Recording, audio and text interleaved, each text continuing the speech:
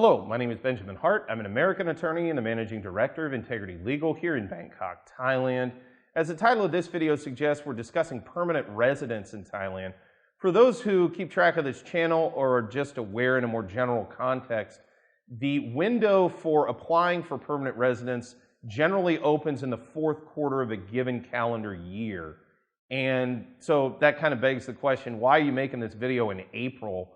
And the reason is, if you're really serious about applying for permanent residence, you should look at getting your ducks in a row now. This is the time. This is in my opinion, the kind of the happy medium, the sweet spot, if you will, in terms of getting prepared.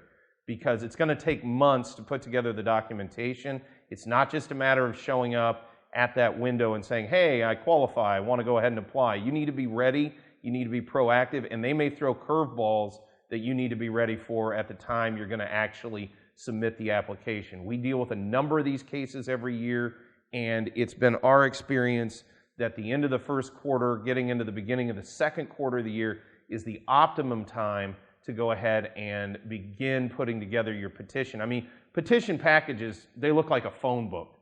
You know, I don't even know if people remember, you know, younger viewers might not know what a phone book is, but I mean, they're thick. They're a big pile of paper associated with one's status in Thailand, as well as one's identity documentation. A lot of certified documentation from people's home countries are required. It's a lot of work, and it's a good idea to be way ahead of that in terms of getting that put together.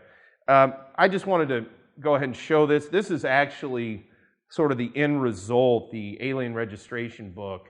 This is kind of the end result of the Thai permanent residence process, if you will. It's kind of the culmination. And there's a ton of documentation, unfortunately, associated with PRs. There's a blue book, your house book you may be in.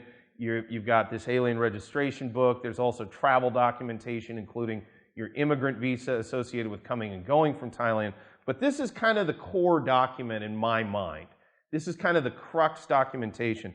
In many ways, this is very much akin to a Thai ID card. And for those who are watching this video, yes, I know there are ID cards for foreign nationals, but if you go back into the 70s, the 60s, and beyond, there weren't.